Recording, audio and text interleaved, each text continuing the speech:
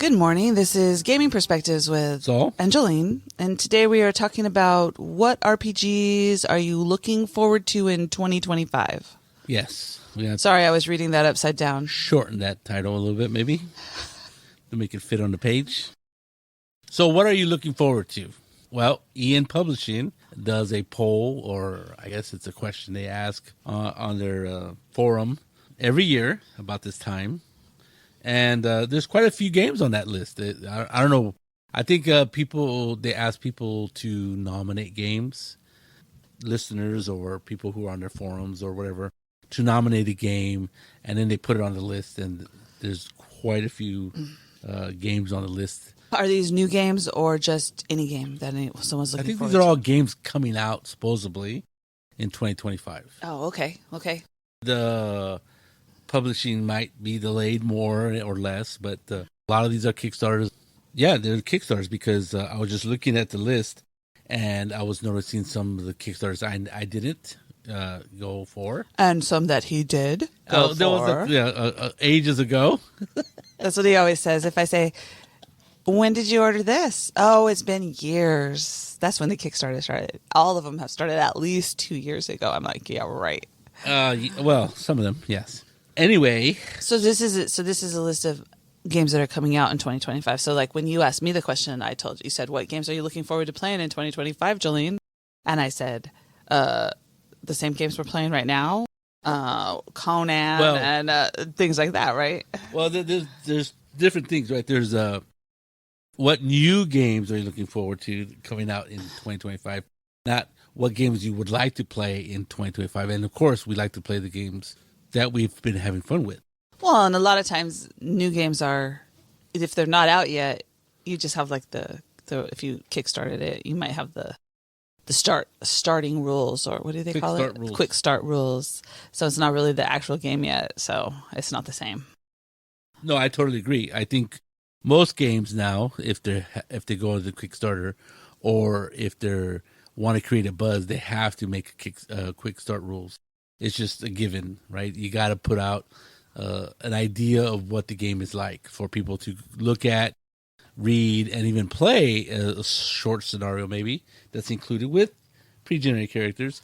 And oftentimes then those players give feedback to the people who are of course, creating that the definitely does happen. I did notice a weird trend on the year's list is that there's a lot of new additions, right? There's a new... Isn't that every year, though? Yeah, but like some of these are striking because these are things that I kickstarted.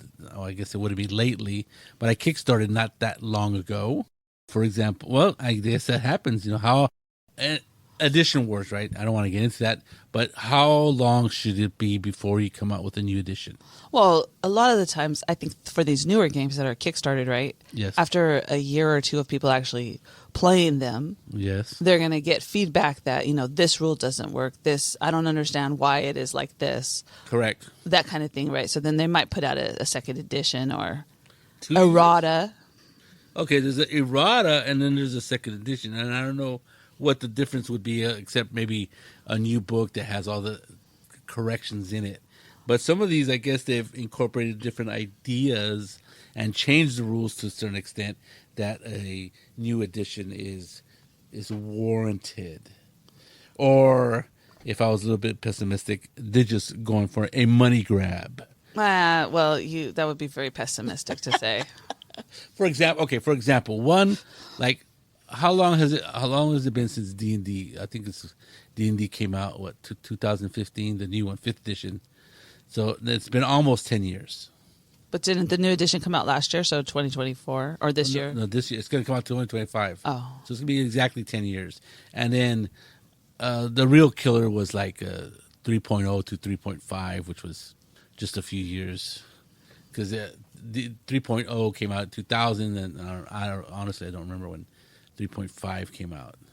I mean, between 2000 and 2015, there was like two editions. There was 3.5, 4th edition, and then 5th edition. So that was really close together. But that's because 4th edition, a lot of people didn't like it. And then 3.5 was basically a tinkering with 3.0. But additions aside, for example, I made a quick list of games that are new additions. Now, some of these I could see why there's a new addition, right? So these are the short list. This is the additions that are coming out. 13th Age, Alien, which is a second edition. They call it Evolved to make people feel better. But like something like Ars Magica, now that's an edition. I don't think Ars Magica, whatever edition it is, I think they call it the Ultimate Edition in this one. I think it came out, the last edition was like years ago. I mean, a lot, like at least 10 years ago that I know. I've never played Ars Magica. I've always heard good things about it. Blue Planet. I remember Blue Planet like 20 years ago. I thought that Alien came out quite a while ago. Yeah, I would say at least 5 years. 5 years. No, probably longer than 5 years. So yeah. It was before the pandemic. So then a new edition isn't a bad I guess thing. it's just that I Kickstarted it, and I ain't gonna buy the freaking second edition. Oh, I don't believe that for a second. I ain't buying it. This right now. Unless somebody wants to give it to me, you hand me the book or give me the book. I am not. I swear. All you have to do is someone just has to tell him that you want him to buy the second edition. God's honor, I'm not buying. I do not believe him Alien for a second. Evolved. Osric 3.0. There's Starfinder second edition. Didn't Starfinder just come out? Well, it's been a while. Yeah. When did we play before the pandemic? Remember when we played with that guy in the middle of the night and he brought out the Yeah, that had to be before the pandemic. Holy mackerel, has it been that long? Yeah. Holy crap. And I was okay right up until we came to the space combat, to which I went, and he brought out a chart, a grid, and well, it was graph paper. And I just looked at Felipe and went. And Felipe rolls up his shoulders. Felipe's like, "Oh, cool," and I'm like going, "It's like 11 o'clock, people." It was a little late to bust out that grid combat thing. And then I went, "I don't ever want to play this again, Saul." Some older games. Was it Urban Shadows? I think Urban Shadows is really old. Trail of Cthulhu. I don't know how old that is. That's a Gumshoe edition. Yeah. Laundry second edition. I know there's a Laundry. I always wanted to get into it, but it's an English game where you play like super secret science. Not science, but super secret, like fighting the supernatural, but you're part of a government organization. Now, I don't know why it's called the Laundry, but that's what it's called. It's probably their cover. Karn second edition is a game I've never played. Victoriana, which is a pretty cool game, but they decided to make a 5e edition. Well, I can see that because the rules were kind of crunchy. No, remember it was the dice pool system. The D6 is kind of like Tales from the Loop. Add your skill, add your attribute, get a number. But it's very interesting. But then again, these are things that people put in and said, "Oh, this is what I think you should put this on the list." So this is not like everything that's being published in 2025 or is scheduled to be published. This is stuff that people actually said they wanted to be. So they probably play it and are excited that other editions are coming out or people, something. Yeah, exactly. People, for example, this year, second edition Star Trek Adventures came out, and they changed a bit about the rules. So you know how in Conan 2D20 or in almost every 2D20 you have to roll those challenge dice to see how much damage you do, and 1, 2 is how many points of damage. 3 and 4 is nothing. Yeah. 5 and 6 is a point of damage with a special effect. They did away with that. Damage is now just damage. There's a weapon, a blaster, whatever. What do they have in the? They don't have blasters. Phasers.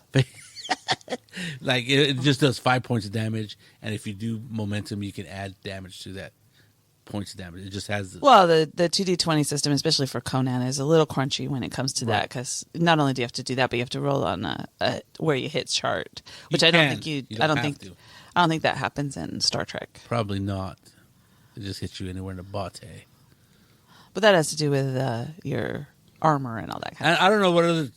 That was a major change, and I kind of applaud that because anytime you have to roll less to figure out what the damage is, the better. And like you said, 2D20 is pretty crunchy as it is. A lot of things to remember. So adding the challenge dice and trying to read the challenge dice, kind of similar to Star Wars where you have to read the funky dice. To which I say, I still don't know what those dice are. Sorry, babe. I understand what those dice are. I understand some cancel each other out, and I understand that people get really proficient at it. And Bay even gave me a cheat sheet and didn't help me.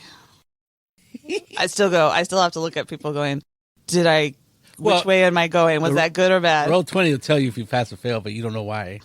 It just throws up the symbols up there, and you're like, okay. I don't know why I failed or why I passed. But it's fun. It's what the whole point of this is. So a couple games I'm looking forward to, as because I kickstarted them, are also on this list, right? Number one is Cohorts Cthulhu, which is basically Cthulhu game set in Roman history or during Roman times, specifically 79 AD or 80 AD, right around the time of Marcus Aurelius, the philosopher king, the Stoic, right? He was very influential in Roman times, especially before and after, because right after, I believe, was he was able to do some changes to Roman army, or reinstall like the Marian reforms and stuff like that. And you just lost everybody. And everybody's asleep. No, so I think it's a very interesting time in Roman history. And then they add Cthulhu stuff to it, which for me is like supernatural. Now, I'm not a Cthulhu person, so the supernatural to me doesn't have to be Cthulhu based. It could just be supernatural and regular stuff, not this whatever Cthulhu is. Well, and we're talking a time when supernatural was just something you saw out of the corner of your eye. Was real, right? Exactly. And people believed in stuff. Yeah. If there was a comet, the world was coming to an end. Well, it might be. So there you go. Another game that I also kickstarted, which I think I kickstarted Cohort Cthulhu like 2 years ago. I think it's like a year late. That's what he always said. No, but it's at least a year late. It was supposed to come out, published and everything, in like March of last year. Mm-hmm. But, things run late. The other game I was going to talk about, I just kickstarted, and supposedly, with a little luck, the books will be done in early part of 2025. And that is Tales from the Old West. Oh, yeah. Right. And the English lads, right? The English lads coming up with a Western game. How dare they invade America? Those bastards. I love you guys. Bastards is a term of endearment in America. Anyway, so these at least from Saul, huh? English lads. I can't say. Can I say British? British and English are the same thing, right? Maybe not. I don't know. I don't know geography. You could ask them, weirdo. Anyway, so they came out with Tales of the Old West. It seems, and I didn't really know this, and I should have known that the West, especially the Western, the idea of cowboys and Indians, that whole era, the Wild West, I think it is really fascinating for Europeans. And I should have known this because, like, they told me, because I interviewed them and I talked to them. And they go, well, look at the spaghetti westerns, and those are the Italians. They were very interested in the Wild West, obviously. Well, it's because we live in the Wild West, and we do? Yes. And for example, I didn't know this, but in France, there's this like Wild West comic book. I forget the name of it, not obviously, but unfortunately.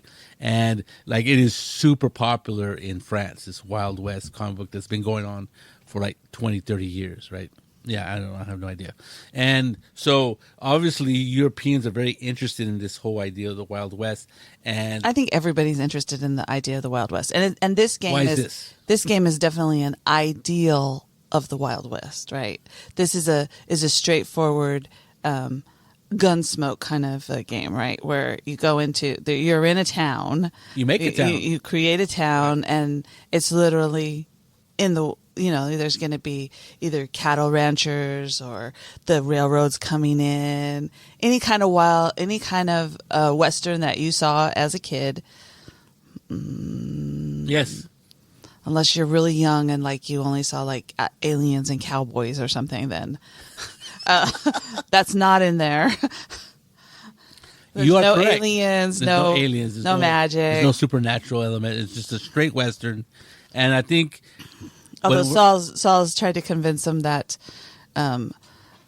if you're going to have Mexicans in it, there is going to be a supernatural element because they just believe that.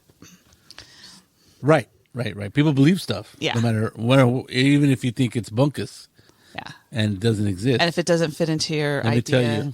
It does. Let me tell you, Dave and Mateo, they do exist.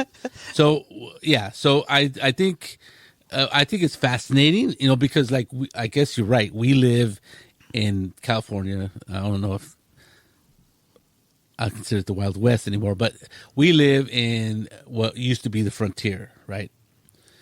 A while ago, and I think that idea of this untamed land. I don't know. I think if you go into the valley or even Northern California or Southern California in the valleys, you'll. I'm just gonna say Bakersfield. Okay. Corning. What are you gonna say about them? It is still the Wild West. I'm sorry. I don't know what I've lived here all my life, so I don't know how wild it is.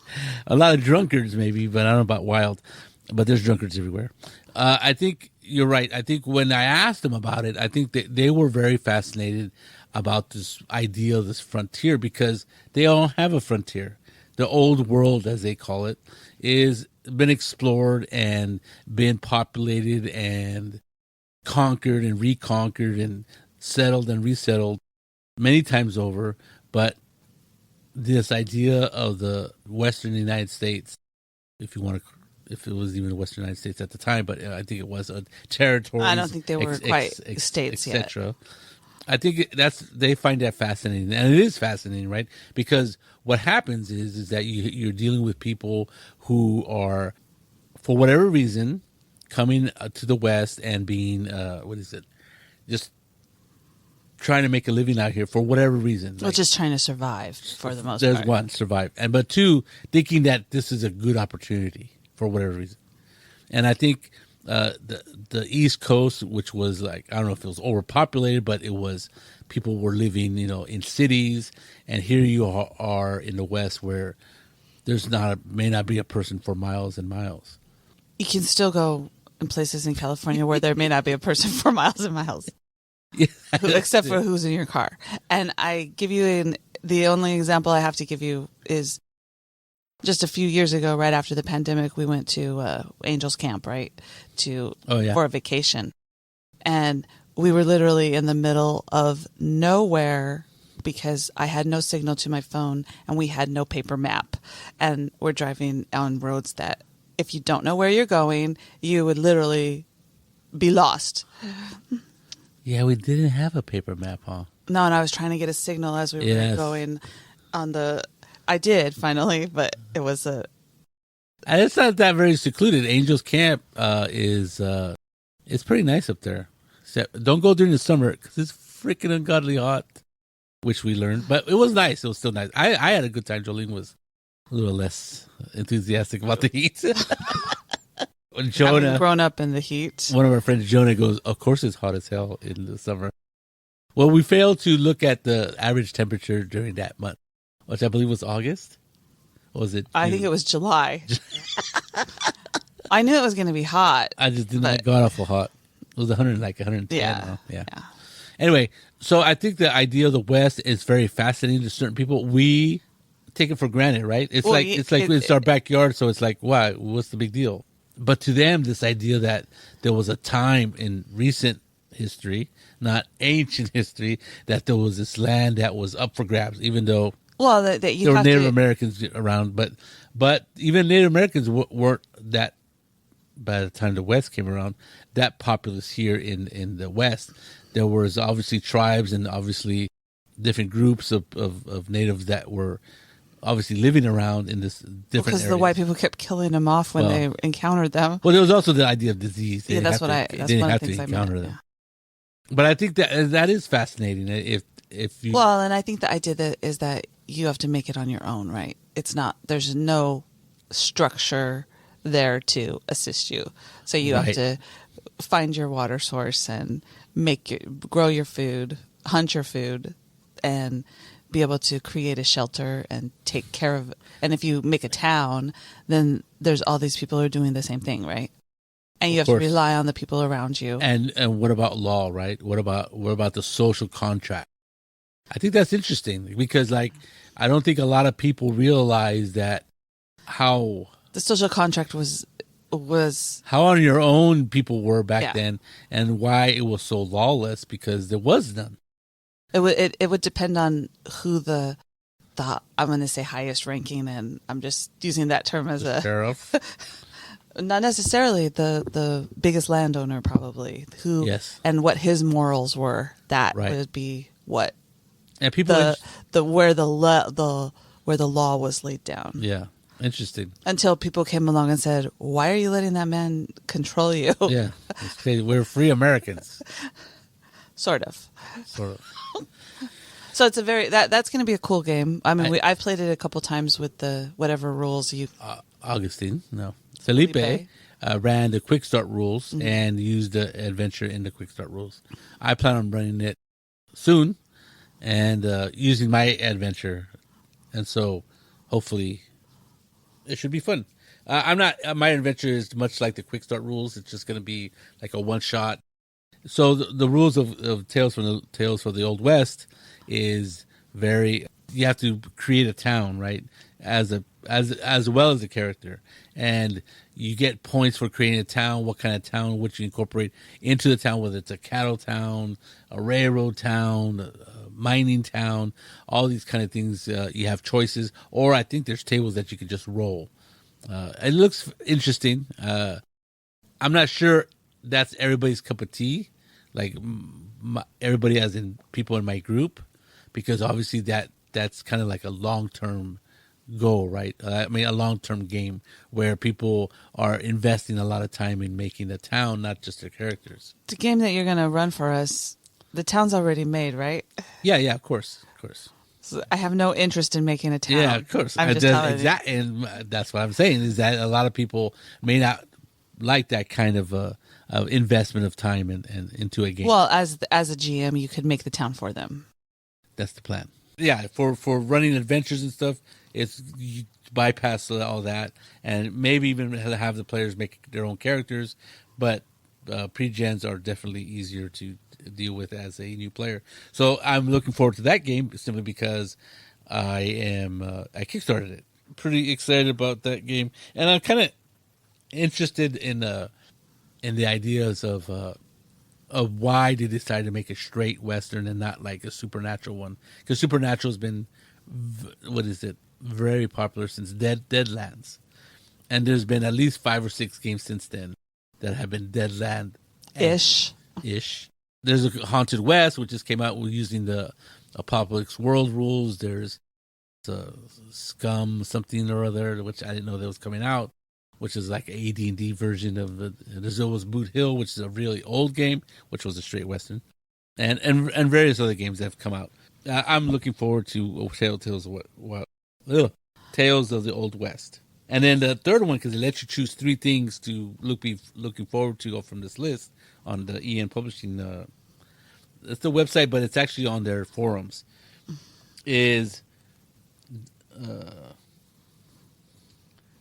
adventure book for adventure. It's called Adventure for the game Outgunned.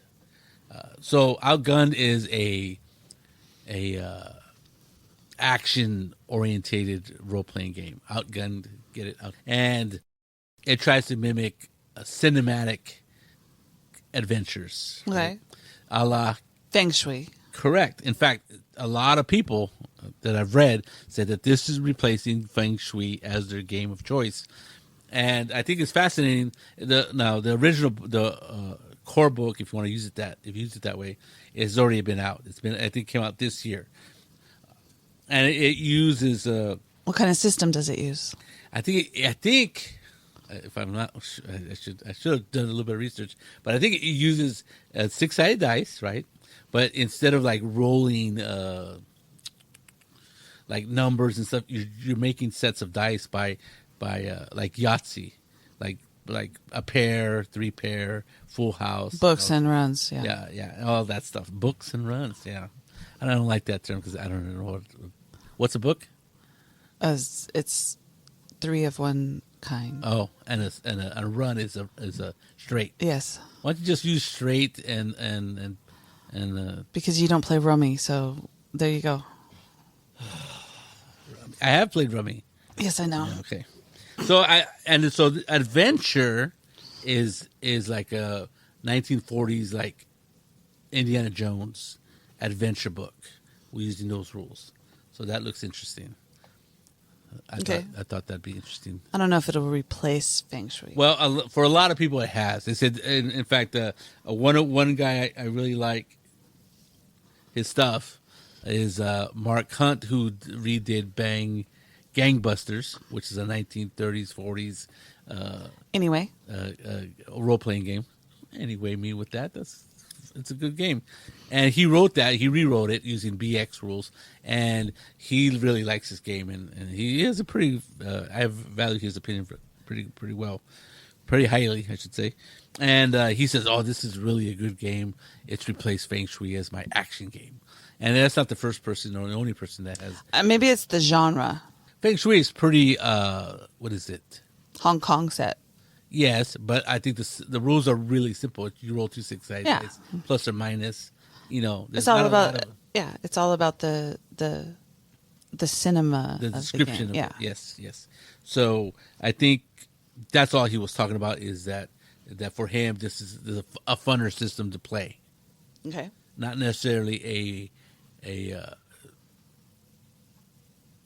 that's what I'm pretty sure that's what. Well, and if it's 30s and 40s movie kind of things, then you can see that it's a different genre. That's what I said. Right. Oh, yeah. In that sense, yes. Outgunned is basically you play modern games where Die Hard, those kind of adventures. Right. There was some on the new list that I didn't vote for, but I thought I was kind of interested. There's a new Paranoia game. Now, I don't know how many editions of Paranoia. There's been some Paranoia editions I didn't even know came out, right? Which the last Paranoia game I got was XP, done by Mongoose, and it was very well done. I thought it was very, very cool. So this, I don't know anything about it. What the hell, Paranoia?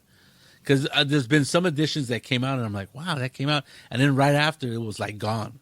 There was like this little Paranoia, a little book, like came in a little bookcase, a slipcase, A5 or A4 format. I don't know if it's Japanese or European.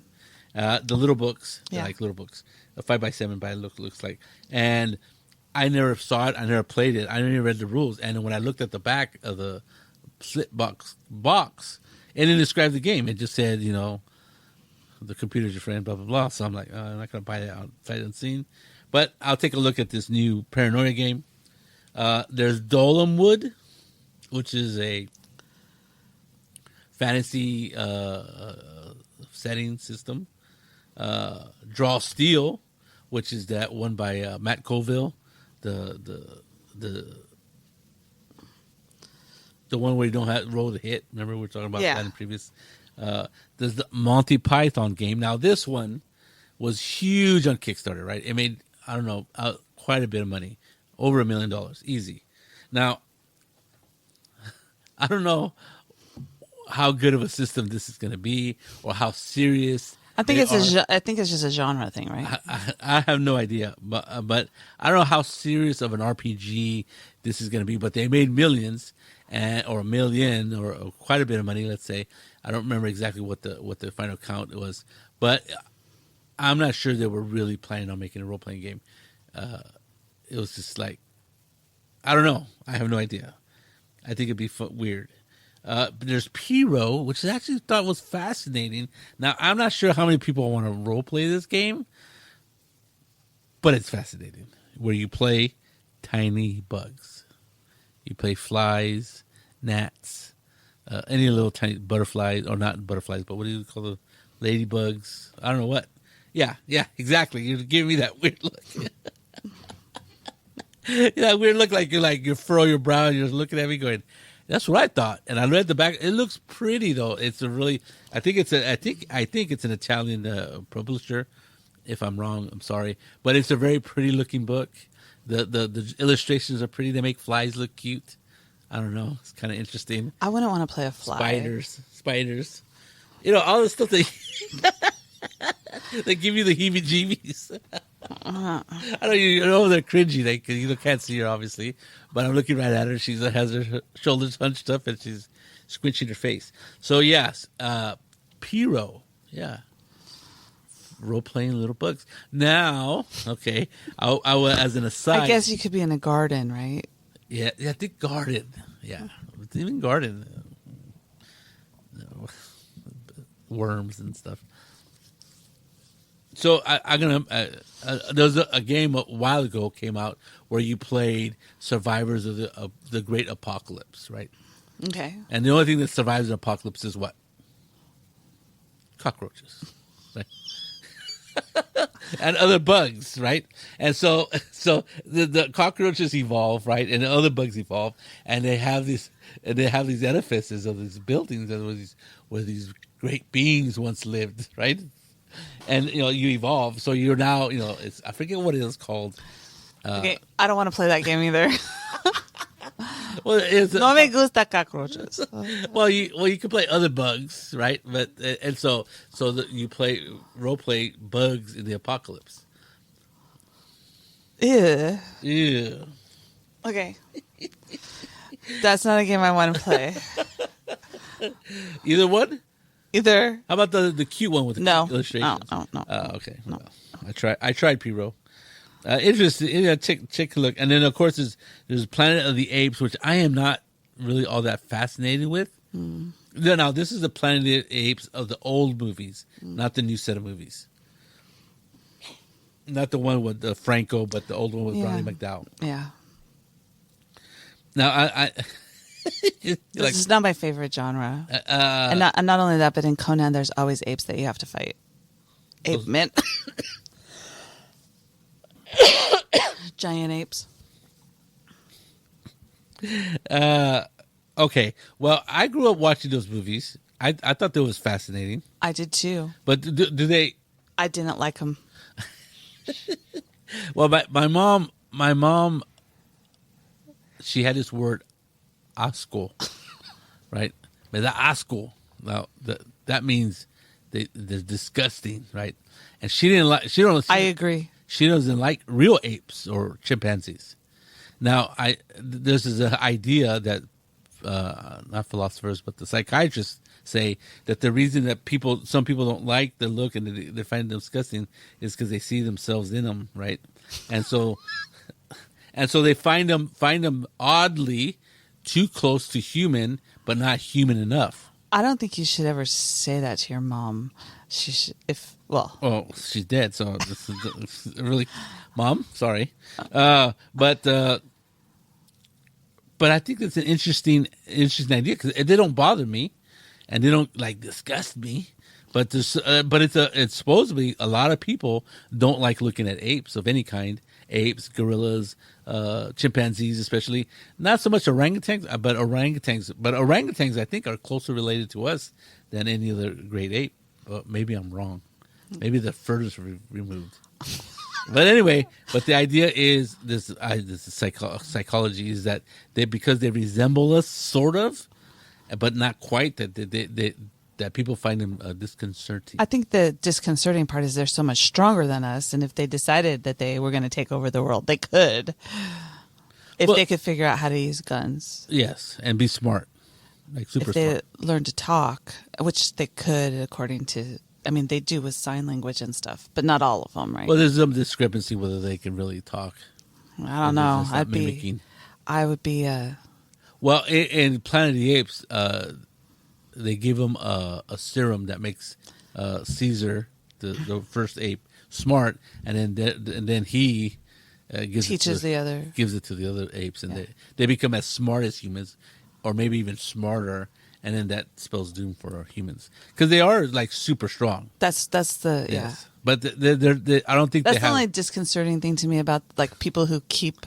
Is that only bad things can happen? It just freaks me out because I'm like, don't you realize how they could kill you in an instant? Oh, and they have. Yeah. kill people and eating people's faces and stuff, yeah. weird things. So They do weird things. So that's no, I'm not playing that game. That's just Jolene. Sorry, but no. What does Charlton Heston say? Get your dirty paws off of me, you bloody ape. You dirty ape, I believe it says. There's quite a few on that list, and I must admit some of those sound exciting. I even put down Blue Planet. Okay, now Blue Planet. I remember. Okay, I've never seen anybody play Blue Planet. I think maybe Is it a sci-fi game? it has to be. So I remember seeing this at the Recycled Books in the role playing section, and they had a Blue Planet book, and I've seen it in other places, but that's where I saw it the longest for a long time, years and years. Okay, and it's a huge book. It's like a good anyway, and it's an old book. It's a good. So there's a new edition coming out. So the new edition coming out where you play on a ocean planet, so everything involves like aquatic stuff, and it's science fiction. But I don't know. Whenever you talk about playing on an ocean planet or something like that, I just remember the movie Waterworld. Waterworld, yes. And that was Earth, supposedly, wasn't it? Yeah. Yeah. I'm just saying. That's what it reminds me of. Okay. I know that people give Waterworld a lot of flack, but I actually thought it was a good movie. I liked it. I had fun watching it. So Waterworld, basically, Blue Planet. There might be other planets involved. I don't know. But it's a science fiction game. Never played it, but they're coming out with a new edition after many years of it being sitting on a shelf. So you can't say whether it's good or not because you never played it. I've never played it. I haven't even looked at the rules. So I've noticed a big trend. There's a lot of second editions coming out or new editions coming out. And there's this idea. For me, I just glancing, there's not a scientific data, but there's some like old games that are being imagined and re-put out. Like Blue Planet. I don't think Blue Planet's like 20 years old. At least. Okay. And then Ars Magica is a good 10-year-old game since the last edition and other things. But then there's the newer ones like Aliens and other second editions. And then there's what I want to play in the 2025 games already in my library. Okay. Dreams and Machines by Modiphius. It's a 2D20 system game. What's the genre? Apocalyptic on this one alien planet, post-apocalyptic. The machines, AI rose up and tried to kill humans, but the humans defeated them. You're in a busted planet. Okay. But they call it Hope Punk. Oh, I see. It's a new genre that they've tried to do. That they came out with, Modiphius, where it's a hopeful game. You'll have to, you're going to be hopeful to get your players to play in this. Yes, of course. I'm very hopeful. Bunnies and Burrows. I bought a brand new edition from Troll Lord Games, or a very small publisher, but Bunny and Burrows. Bunnies and Burrows. So they're bunnies and they're burrows. You play bunnies, yes. You play rabbits. Okay. Coyote and Crow. I thought we bought the book we bought the book, and I figured we should try it. There's this. We tried to play in a game, but the person we couldn't because they got sick. Oh, that's right, we did at the convention. Yeah. Yes. The only game we signed up for. Yes. Yes. That was tragic. Ragtag, which is a super light rules of Fragged Empire, which is a science fiction game. Okay. This is Ragtag is kind of like a cyberpunk kind of game. When you say Ragtag, it reminds me of Battlestar Galactica. The ragtag fleet of the humans. Yeah. Yes. That was the original, the opening with Lauren, what's his name? Lauren Green. Lauren Green talking, yeah. Yeah. He's from, was he from Bonanza? Uh-huh. He was, yeah, the father. Paul. I think he had an actual name, but yeah, it's been a while since I've seen it. What's the name? What was their last name? Oh, Mr. Cartwright. Yeah. That's right. And in this case, he was Adama. Yes. Was he a general? He was the... General Adama, right? He was the general, not the president. Of course, there's a ton of other games on my shelves that need to be played. But another one is off the top. He's turning around, looking at all the bookcases now, going, and I want to play this one, Jolene, and I want to do this, Jolene, and I want to play that, Jolene. Salvage Union. We interviewed the two guys who made that game, Penny and. Is that the mech one? Yes. Okay. And it's really neat because it's super easy rules. They pare down the rules. You roll a D20. That's all you have to roll. Bada bing, bada boom. Was that for you and your mech, or? Yes, you play you and your mech. Yeah. So you get in your mech, you get out of your mech. You get in, out, in, whatever. You explore. Okay, so the thing about 2025 is play games, right? Let's just have as much fun as we can. As always, we definitely support people playing games, people having fun. I've been playing games for over 40 years, and unlike a lot of people out there who played games when they're kids, left it as young adults to find women, jobs, and other things. Life. I never did that. I just kept playing games. And did all the other stuff. And did other stuff too, of course. Kids didn't stop me. Getting married didn't stop me from playing games. School actually did kind of stop me for 2 years that I was away at school. But once I came back, I was back in it. Have fun in 2025. There's a ton of games coming out. There's more games coming out that I talked about, and there's more games coming out that's on that EN list. So if there's a game you want him to look at or something, just send him an email and he'll look at it. Yeah, send me an email at gamingperspectives.com@gmail.com. It's a very complicated email. Yeah, I really got to change that email address. It doesn't do us any good. Maybe just Gaming Perspectives. I'm not going to give you one because I haven't got it yet. But or just drop us a note at Podbean. I figure, just go to Podbean. You can leave us a note, say hi. Also, somebody in Singapore, I believe, just downloaded our entire catalog.